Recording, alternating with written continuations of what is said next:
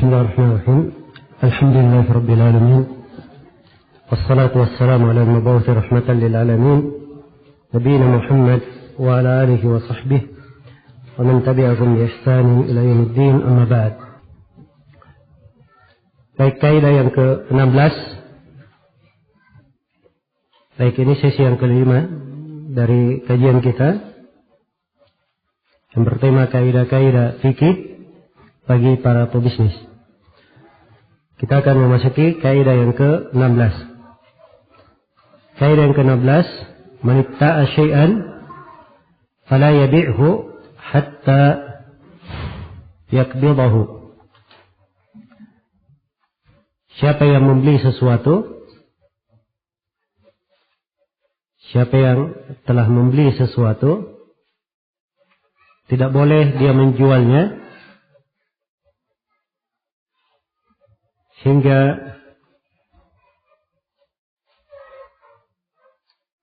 ia memegang barang tersebut. Nah, baik. Di dalam kaidah ini ditegaskan bahwa siapa yang telah membeli sesuatu, tidak boleh dia menjual sesuatu itu sebelum masuk di dalam kepemilikannya, sebelum dia pegang. Harus dia pegang. Iya.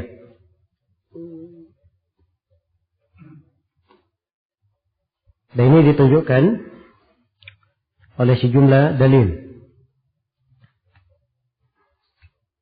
Di antaranya adalah hadits Jabir riwayat Muslim. Idza bata'ta ta'aman fala tabi'hu hatta tastawfiyahu. Apabila kamu membeli makanan, jangan kamu menjual makanan itu sampai kamu mengambilnya secara sempurna.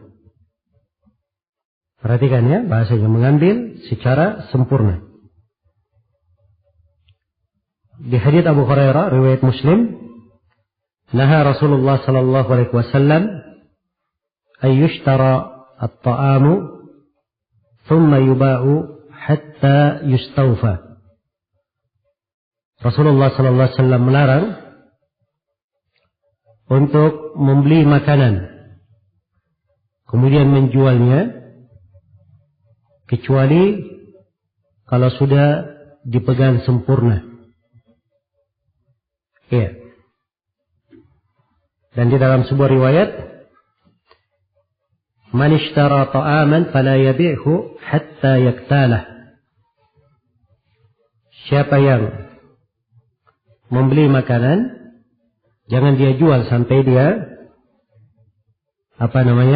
telah memegangnya.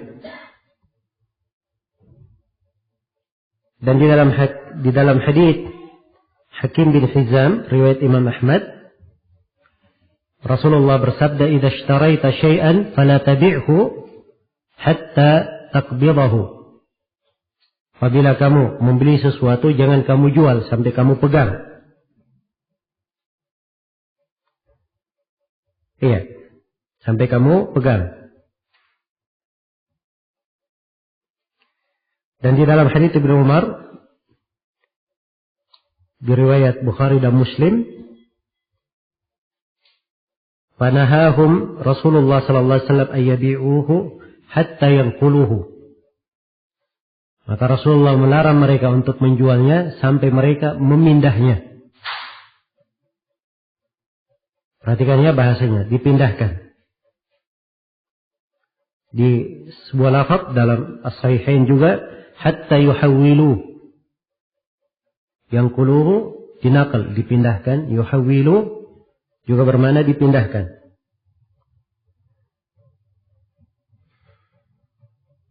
Baik. Dan banyak lagi riwayat-riwayat ya, semisal dengan riwayat ini, memberikan dalil tegas yang tidak mengandung keraguan sedikit pun tentang wajibnya memegang barang, menguasainya secara sempurna, baru boleh untuk dijual. Iya. Ini al-qabd. berkaitan dengan masalah memegang barang. Harus dipegang secara sempurna. Bahasa-bahasanya sampai dia pindah. Kalau dia berada di gudang pemilik lama, dia pindah dulu ke gudangnya. Iya. Dia bayar, setelah dia pegang, baru dia pegang. Masuk di dalam genggamannya. Ini beraneka ragam pembahasan. Menunjukkan istiqrar al-mulkiyah. Ketetapan kepemilikan dan dia sudah pegang barang itu secara sempurna. Iya. Dan ini akan masuk ya di dalam banyak cabang pembahasan. Iya. Akan masuk di dalam banyak cabang pembahasan. Karena itu dari dasar salah satu sisi diharamkannya jual beli, apabila jual beli tersebut tidak memenuhi syarat ini. Tidak memenuhi syarat ini. Karena itu diperhatikan kaidahnya, man ibta'a syai'an fala yabi'hu hatta yaqbidahu. Siapa yang menjual sesuatu, siapa yang membeli sesuatu, tidak boleh dia jual kecuali setelah dia pegang. Setelah dia pegang. Iya. Ini dalam masalah memegang barang. Ini ukuran yang harus dipastikan. Walaupun di masa sekarang ini ada bentuk memegang, kadang terwakili. Nah, harus memegang itu bermana barangnya ada di telapak tangannya. Sebab bahasa-bahasanya di sini sampai dipindahkan. Iya. Sampai dia ambil secara sempurna. Ini bahasa-bahasa. Karena itu, kalau misalnya seorang mentransfer, dia transfer ke rekening seseorang, dan uangnya sudah masuk, itu artinya dia telah memegang uang tersebut. Sebab dia sudah berada di mana? Di rekeningnya. Iya. Dan ini di masa ini, keadaan yang seperti ini, itu masuk di hitungan telah memegangnya. Telah memegangnya. Iya. Nah, ini berpengaruh ya di pembahasan taqabud itu tadi, saling kontan. Ketika kita membahas masalah riba. Ya. Sekarang penukaran emas, pembelian emas bisa dilakukan secara online. Bisa dilakukan secara apa? Secara online. Iya. Nah, ini untuk masalah transaksi emas secara online harus diperhatikan syarat taqabud ini. Karena itu hukum terkait dengan boleh atau tidaknya kembali kepada syarat apa? Dia pegang atau tidak. Iya. Ya kalau misalnya dia transaksi dengan sebuah perusahaan emas dan dia memiliki kotak emas dititip di perusahaan tersebut, dia beli secara online melalui telepon misalnya. Begitu emasnya dimasukkan ke kotaknya, dia transfer, langsung bayar, maka ini sudah taqabud. Sudah saling apa? Saling kontan. Dan ini masuk ke dalam hukum, dia telah membeli sesuatu, sudah dia pegang. Kalau ingin dia jual kembali, tidak ada masalah. Jelas ya? Tapi yang menjadi masalah di masa ini, seorang dagang emas, jual emas. Emasnya tidak ada, hanya aja nilai emas saja di rekeningnya.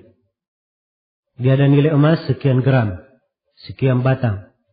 Cuma nilai saja, ditanya mana emasnya, saya ingin ambil, oh tidak bisa ambil sekarang. 1 pekan lagi baru siap. Iya. Dan ini tidak diperbolehkan. Jelas ya? Nah itu harus dipahami makna-makna syar'i di dalam hal ini. Kaidah yang ke-17. Kullu mubahin adda ta'atihi ila muharramin fahuwa haram. Setiap perkara yang mubah, perkara yang boleh, Kalau di dalam penjualannya, ya ta'atihi bisa bermakna pemberian, penjualan, penyerahan.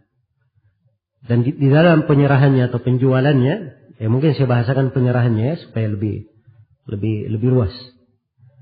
Setiap perkara yang mubah yang penyerahannya akan mengantar kepada hal yang diharamkan, maka perkara mubah tersebut adalah haram. Iya. Ini kaidah sebenarnya masuk di dalam kaidah saddud dari'ah. Tapi kaidah saddud dari'ah adalah kaidah umum, berlaku dalam banyak bab. Dan kita di sini kaidah-kaidah di pembahasan apa? Muamalah, jual beli. Hal kadang mubah, boleh. Perkara boleh. Tapi kalau diserahkan, diberikan, dijual, mengantar kepada perkara yang diharamkan, maka hal tersebut dihitung sebagai apa? Sebagai hal yang diharamkan. Iya. Dan ini kaidah masuk di keumuman dalil kaidah saddud dari'ah. Jadi kalau tanya apa dalil kaidah ini, dalilnya adalah kaidah seputar apa? Saddud dari'ah. Dan kaidah saddud dari'ah itu kaidah penting di dalam syariat. Ibnu Al-Qayyim di dalam bukunya I'lam Al-Muwaqqi'in menyebutkan 99 dalil untuk kaidah ini. Beliau sebutkan 99 dalil untuk kaidah tersebut. Iya. Dan ini kaidah besar memang di dalam syariat kita. Di antara dalil yang kita bisa pakai sebagai dalil umum untuk kaidah di pembahasan kita ini adalah firman Allah Subhanahu wa taala, "Wa ta'awanu 'alal birri wat taqwa wa la ta'awanu 'alal itsmi wal 'udwan." Tolong menolonglah kalian di atas kebaikan dan ketakwaan, dan jangan kalian tolong menolong di atas dosa dan permusuhan. Iya. Perintah tolong menolong di atas kebaikan dan ketakwaan. Hal yang mengantar kepada kebaikan. Tapi sebaliknya, dalam dosa dan permusuhan dilarang tolong menolong. Ini bukan melakukannya langsung, tolong menolongnya saja sudah apa? Dilarang. Maka ini terdapat makna. Iya. Tentang tidak bolehnya seseorang itu melakukan sebuah perkara yang mengantar kepada hal yang diharamkan. Mengantar kepada hal yang diharamkan.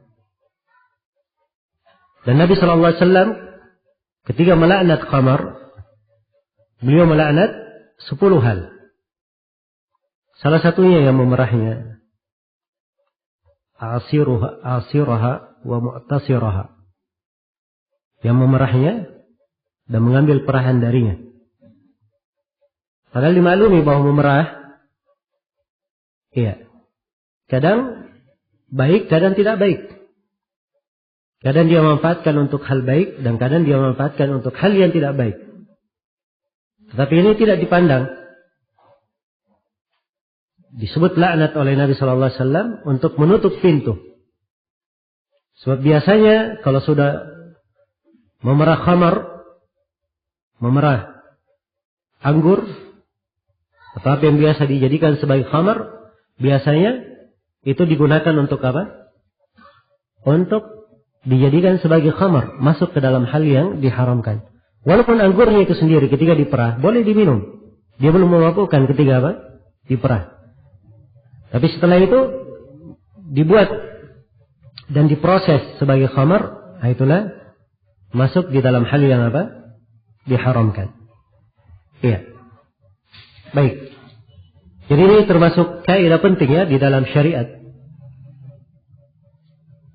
Dan kaidah ini harus diingat di dalam banyak pintu muamalah. Ya, karena di masa ini kita melihat orang-orang bergampangan ya di dalam pembahasan muamalah. Iya.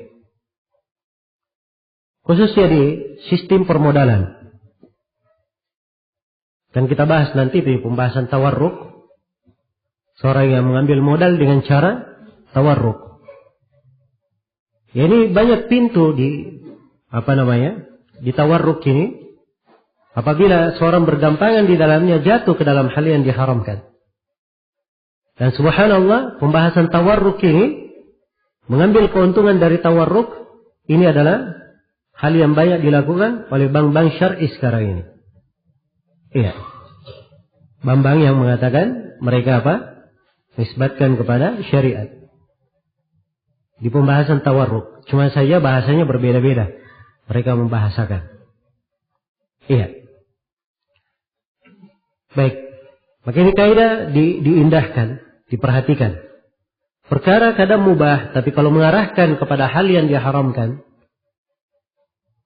ada khila dalam bentuk riba, bisa mengantar kepada permusuhan, bisa mengantar kepada mengambil dan memakan harta manusia dengan cara yang batil. Maka hal tersebut harus ditutup. Iya. Hal tersebut harus ditutup. Baik. Ini kaidah yang keberapa? Yang ke-17. Kemudian kaidah yang ke-18. Ya. Kaidah yang ke-18 ini berkaitan dengan masalah siapa yang menjamin kerusakan. Sebab ini dari hal yang sering kita alami dan sering kita ketemukan. Iya.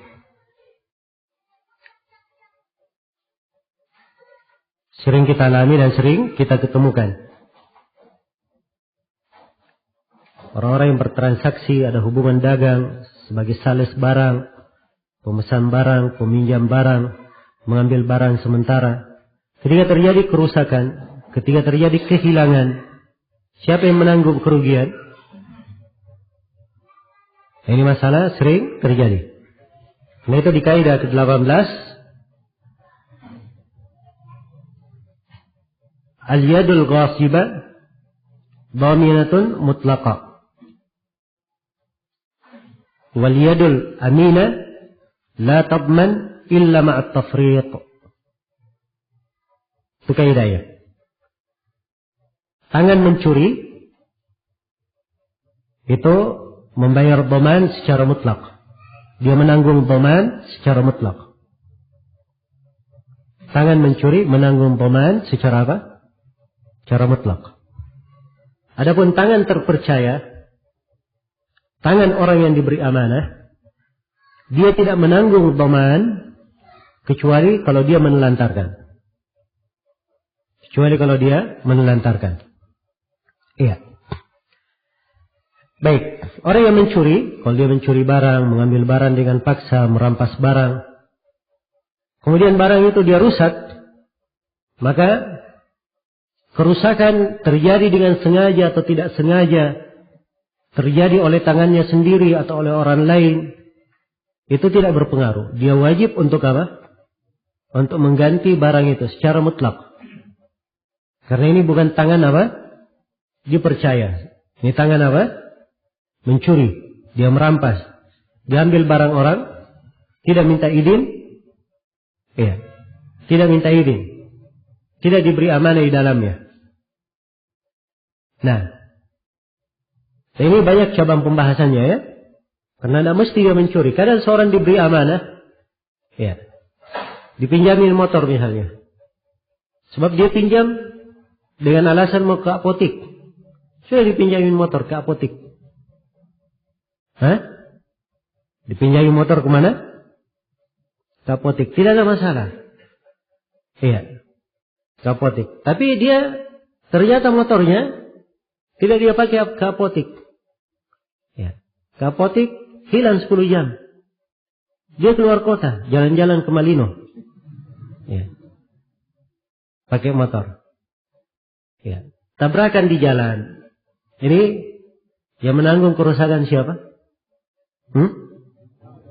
Orang yang meminjam. Sebab dia di sini tidak dikatakan tangan amanah. Jelas ya? Tidak dikatakan tangan amanah. Maka dia bertanggung jawab secara mutlak di situ. Ya, jangan dia berkata, oh saya ditabrak dari belakang, saya tidak lihat. Ya, itu bukan urusan. Sebab dia yang menjadi sebab motor itu ditabrak. Ya, seandainya dia gunakan sebagaimana diamanahkan, maka tentunya tidak ada cerita ditabrak di Malino, kan begitu? Ya, berarti ini keteledoran dari dia murni. Semuanya dia menanggung. Ya, tangan yang kedua, tangan yang dipercaya. Tangan yang dipercaya kalau dia diwakilkan, dipinjamkan, ya, atau diserahkan kepadanya. Ini tangan dipercaya namanya. Ya. Kalau tangan dipercaya, terjadi kerusakan, dia tidak menanggung apapun kecuali kalau kerusakannya berasal dari keteledoran dia. Dia keliru, dia teledor. Iya. Harusnya motornya diparkir di dalam rumah. Dia kunci. Kemudian kunci kontaknya dia bawa. Tapi ini tidak, motornya diparkir di luar, kunci kontaknya dia simpan di luar, hilang motornya. Siapa yang menanggung? Ya, yang menanggung si peminjam. Karena hilangnya, karena apa? Keteledoran dia. Jelas ya? Baik. Maka ini dasarnya di dalam hal ini. Di dalam pembahasan ini. Nah, ini kaidah tetap. Rasulullah SAW bersabda, "Man akhada asa akhihi falyaruddaha ilaihi." Siapa yang mengambil tongkat saudaranya, hendaknya dikembalikan kepadanya. Ditambih dengan perkara yang kecil, bahwa apa yang semisal dengan ini itu sama hukumnya, harus dia kembalikan. Ya, sebagaimana asalnya, sebagaimana keadaannya ketika diambil. Ada kerusakan, dia yang menanggungnya. Dia yang menanggungnya. Dan ini masuk di dalam keumuman hadits-hadits yang menunjukkan terjaganya harta seorang muslim. Haditsnya banyak sekali ya, di antaranya hadits yang mutawatir. Ala inna dima'akum wa amwalakum wa aradakum alaikum haramun. Ketahuilah sungguhnya harta-harta kalian, darah-darah kalian, dan kehormatan-kehormatan kalian adalah haram antara sesama kalian. Dan juga Rasulullah SAW bersabda dalam hadits Aisyah, riwayat Bukhari dan Muslim, ya, man zalama shibran min al-ardi tawwaqahu Allahu min sab'i aradin. Siapa yang mengambil sejengkal dari tanah, maka akan dikalungkan di lehernya 7 bumi pada hari kiamat. Iya. Dan juga di dalam sebuah hadits, dan hadits ini hadits yang kuat dari banyak jalurnya, laisa li'irkin zalimin haq. Tidak ada untuk urat orang yang zalim suatu hak apapun. Jadi kalau dia zalim, ya, maka tidak ada perlindungan untuknya. Dia yang menanggung. Dia yang menanggung. Adapun orang yang terpercaya, orang yang amanah, maka tidak ada masalah di dalam hal tersebut. Baik. Maka ini kaidahnya di dalam pembahasan. Si A meminjam buku dari si B. Ya.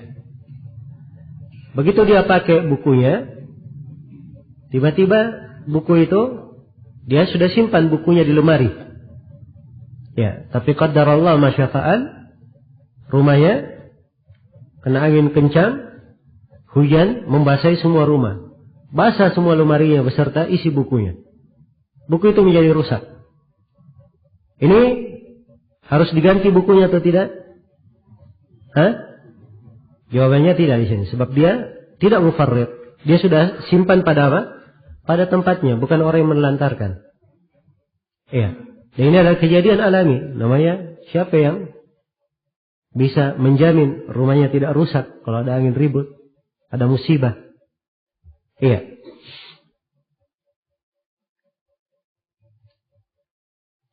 Demikian pula di dalam penyewaan. Kalau ketika disewa sebuah rumah, lalu rumah ini rubuh, siapa yang menanggungnya? Asalnya menanggung adalah apa? Pemiliknya. Kecuali kalau jelas bahwa si penyewa yang menjadi sebab.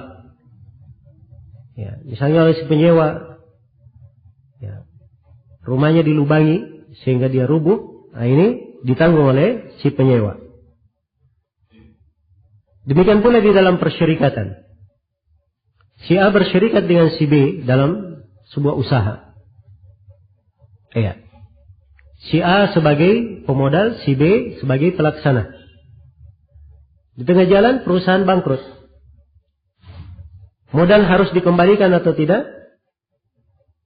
Jawabannya asalnya tidak dikembalikan. Kecuali kalau memang kebangkrutan murni dari kesalahan apa? Si pengelola.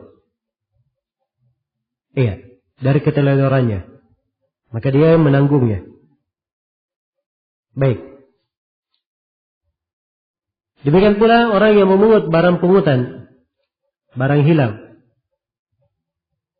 Yang barang itu harus diumumkan. Kemudian barang itu hilang di tangannya atau rusak di tangannya. Ya, ketika pemiliknya datang, maka orang yang memungutnya tersebut wajib mengganti. Kalau dia hilangkan, dia rusakkan karena keteledorannya. Karena apa? Keteledorannya. Dan ini banyak cabang ya. Terbuka di banyak cabang pembahasan.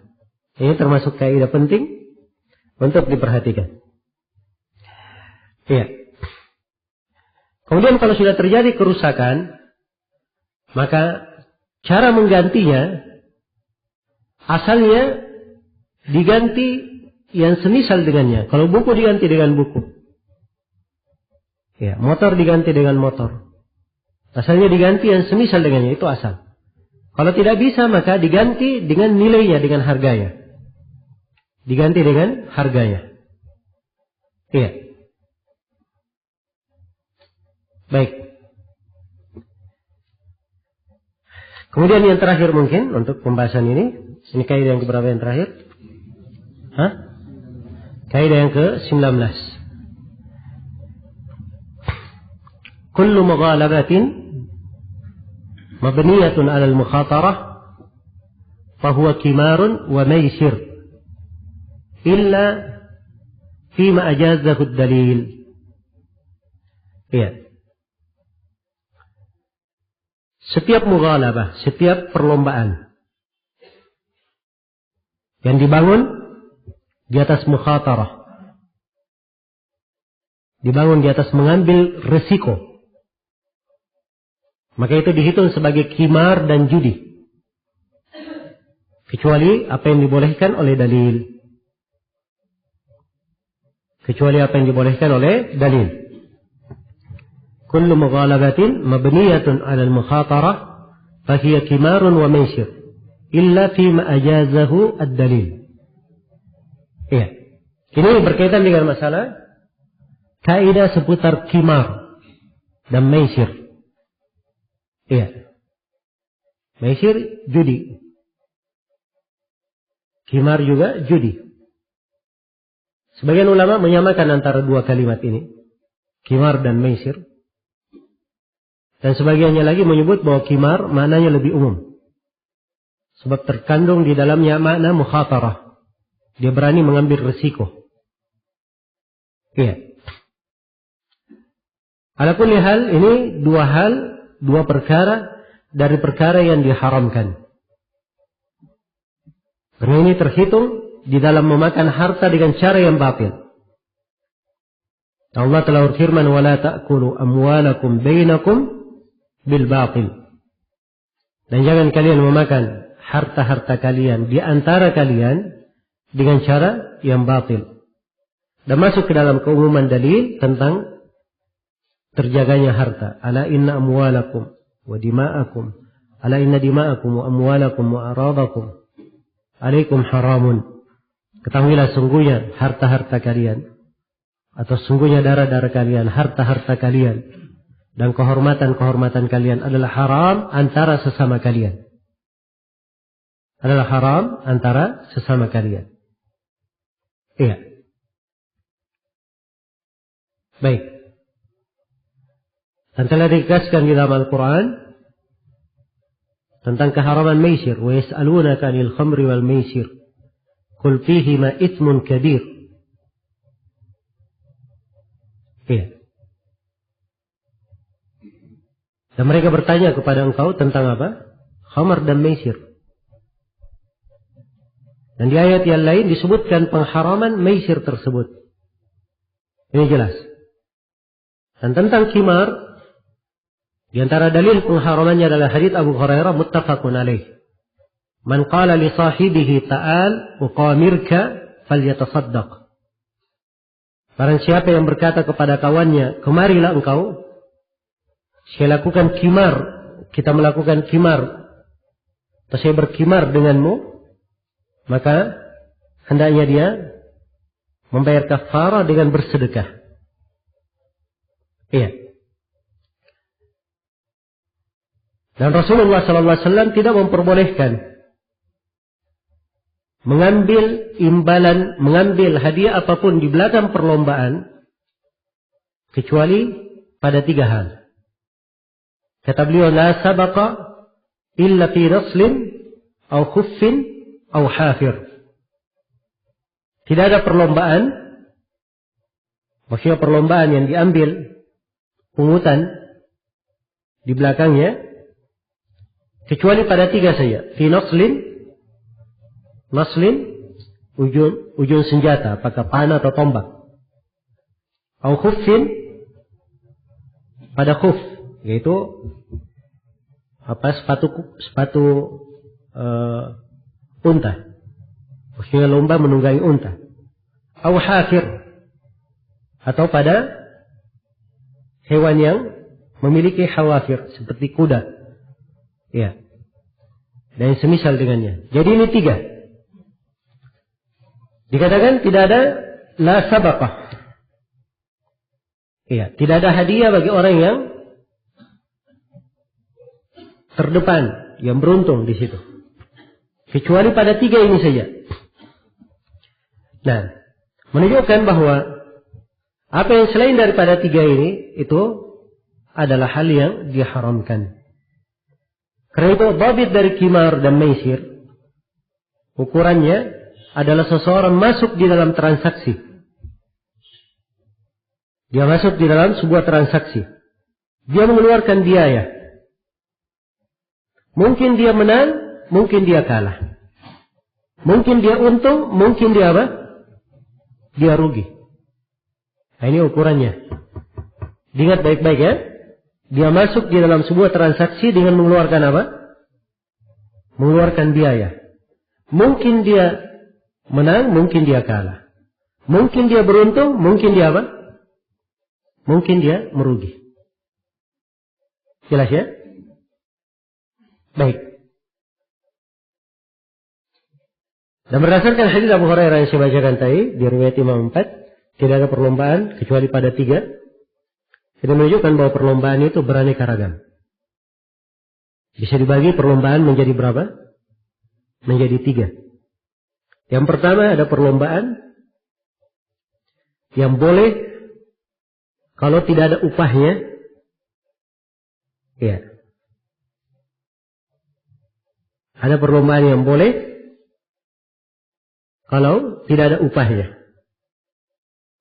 Adapun kalau ada upahnya tidak diperbolehkan. Ya, dan ini kebanyakan jenis perlombaan ya. Karena itu boleh lomba lari, tidak ada masalah. Lomba gulat, tidak apa-apa. Lomba renang. Iya. Jelas ya? Lomba renang, tidak ada masalah.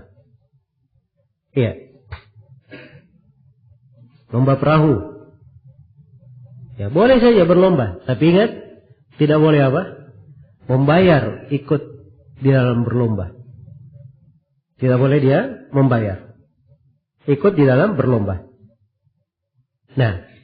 Kemudian yang kedua, ada jenis perlombaan yang sama sekali tidak diperbolehkan. Ada bayaran maupun tidak ada bayaran. Sebab asalnya perlombaan ini memang diharamkan. Seperti lomba kartu, domino, iya, lomba dadu. Nah, Dan apa yang semisal dengannya. Nah, ini diharamkan. Baik. Kemudian ketika ada perlombaan yang boleh diambil pungutan. Nah, itulah yang disebut dalam hadits yang kita sebutkan tadi. Baik. Ini yang diperkecualikan. Nah, ini kaidah pentingnya membahas tentang qimar. Nah, ini kita akan, kalau kita paham kaidah ini, kita akan melihat banyak sekali dari muamalah-muamalah kekinian. Nah, ini dibangun di atas hal ini. Baik. Saya beri contoh misalnya. Ya. Seorang kalau beli pulsa, ya. Atau kita lihat di perlombaan kuis-kuis berhadiah di program-program telekomunikasi ya. Ya, kirim SMS. Ya. Maka setiap SMS yang dia kirim itu artinya dia dihitung memiliki satu kesempatan, satu poin atau satu kartu untuk ikut undian. Iya. Hadiahnya macam-macam. Karena hadiahnya bagus. Haji, umroh kalau dekat Ramadan ya. Ya, kadang rumah, kadang mobil, motor, ya tergantung apa promosi. Ya, sedang musim apa. Ya. Biaya SMS-nya macam-macam. Ada yang tarif normal. Ya. Saya kurang tahu sekarang tarif normalnya berapa ya. Dul 350. Ya. Ada tarif 2.000 satu kali SMS. Ada yang 4.000. Jelas ya? Untuk ikut. Maka di sini dia mengeluarkan tarif, itu artinya mengeluarkan apa? Mengeluarkan bayaran. Ini hukumnya apa? Ikut kuis seperti ini? Judi atau bukan? Ini judi. Masuk ke dalam qimar dan maisir. Dia keluarkan biaya, walaupun sedikit 350, 2.000, keluarkan biaya. Mungkin dia beruntung, mungkin dia kalah. Ini dihitung apa? Qimar, maisir. Jelas ya? Baik. Iya. Kemarin Coca-Cola ada hadiah ya. Kalau ditarik ada nomornya. Iya. Nomor itu dikirimkan melalui SMS, maka kadang dapat hadiah. Ini apa hukumnya? Ini juga tidak diperbolehkan. Sebab kirim SMS itu apa? Biaya. Itu biaya. Ya. Dia dapat kupon berhadiah. Diberi kupon. Ya. Tapi kupon ini kalau mau diundi dikirim melalui pos. Dia bayar ketika ngirim. Iya. Ini masuk ke qimar atau tidak? Ini masuk. Baik. Jadi pembahasan akan mencakup banyak ya dari pembahasan kekinian. Sekarang kita lihat di toko-toko itu. Iya. Khususnya supermarket atau minimarket yang sudah memiliki jaringan kuat, itu banyak hadiah-hadiahnya. Ada undian-undiannya. Jangan kayak yang memiliki jaringan kuat, yang memiliki 1 atau 2 toko saja, macam-macam undiannya. Ada kulkas, ada radio, ya macam-macam ya. Baik. Ketika kita belanja di dalam, kuponnya memang tidak dibayar. Tapi sudah ditetapkan nilai. Siapa yang masuk, dia belanja kelipatan 20.000, dapat satu apa? Satu kupon. Ada yang kelipatan 50.000. Ada yang kelipatan berapa? 100.000. Iya. Baik. Ini apa hukumnya dia mengambil kupon? Kalau dia ikut juga gratis. Kuponnya bisa dimasukkan di kotak saja. Dia isi. Tidak ada biaya yang keluar. Apa hukum ikut dalam hal yang seperti ini? Ini silam pendapat ya para ulama kita di masa sekarang ini di dalam menghukuminya. Ada yang membolehkan dan ada yang tidak membolehkan. Iya. Tapi yang benarnya di dalam hal ini perlu dirinci. Kalau dia belanja di toko itu karena dia ada keperluan, ya memang, ya ada kupon tidak ada kupon, dia tetap perlu apa? Perlu belanja. Perlu belanja. Maka dia masuk ke toko itu, dia belanja, ya. Dan dia kadang tahu ini toko ada kuponnya, tapi dia tidak mempertimbangkan itu, tidak mempedulikan itu. Dia memang masuk untuk apa? Keperluan sehari-harinya. Dia belanja. Setelah belanja dikasih kupon. Ya. Maka di keadaan yang seperti ini tidak apa-apa. Dia isi kuponnya, dia ikut, tidak ada masalah. Sebab memang dia memang belanja bukan untuk apa? Dapat kupon. Jelas ya? Tapi kalau dia tahu di toko ini ada undiannya, ada banyak toko, ada 3 toko. A, B, C. A ada undian, B dan C tidak ada. Oh, tidak usah ke C, ke B. Ini tidak ada undian, kita di A saja belanjanya. Siapa tahu kita menang. Ya. Maka ini apa? Terhitung ya di sini. Ini dihitung dia masuk di dalam judi. Jelas ya? Perhatikan. Ini hukum berbeda kembali kepada apa? Niatnya tadi. Karena itu tadi kita ada kaidah yang ketujuh, al-qusud fil uqudi apa? Mu'tabarah. Iya. Maksud di dalam akad itu dianggap. Baik, jadi itu rinciannya ya. Jadi, kalau dia masuk belanja di toko yang menyediakan kupon berhadiah itu, kalau memang maksud belanjanya dia ingin keperluan, tidak ada kaitannya dengan kupon, setelah itu dia diberi, ya, maka setelah itu tidak ada masalah dia ikut. Jelas ya? Tapi kalau misalnya ia memang ikut di situ, belanja di situ untuk dapat kupon, ini sama saja. Artinya dia mengeluarkan biaya untuk apa? Ikut undian. Dan inilah yang disebut dengan apa? Dengan khimar. Ini yang dihitung dengan khimar. Maka ini kaidah bermanfaat sekali. Ya, penting untuk diketahui. Dan ini ukuran untuk membedakan mana undian yang boleh dan mana undian yang apa?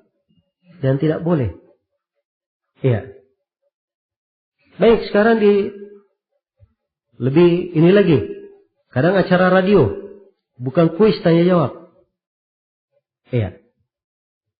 Kemudian apa? Di acara televisi ada kuis tanya jawab. Iya. Siapa yang menjawab? Hadiahnya mobil, haji, umrah. Jelas ya? Pertanyaan, bolehkah ikut kuis tanya jawab ini? Dengan apa kita menelpon? Apa jawabannya? Boleh atau tidak? Semuanya tidak? Ya, kalau saya perlu dirinci. Baik, kuis tanya jawab ini apa dulu tanya jawabnya? Dia berkaitan dengan agama atau dunia? Iya. Kenapa harus dirinci? Nah, ini pembahasan yang ingin saya lebih perdalam di sini. Ingin saya terangkan. Jadi tadi kita sebutkan bahwa perlombaan tidak boleh kecuali berapa tadi? 3. Apakah terbatas pada 3 ini? Atau 3 ini sebagai contoh, yang lain juga boleh ikut. Sama dengan pembahasan riba tadi ya. Ada 6 barang. Ternyata tidak terbatas pada 6. Ada yang lainnya mirip dengan itu. Iya. Sama di sini. Menurut Syekhul Islam Ibnu Taimiyah, Ibnul Qayyim, yang paling lengkap menjelaskan tentang hal ini adalah Ibnul Qayyim di dalam kitabnya Al-Furusiyah.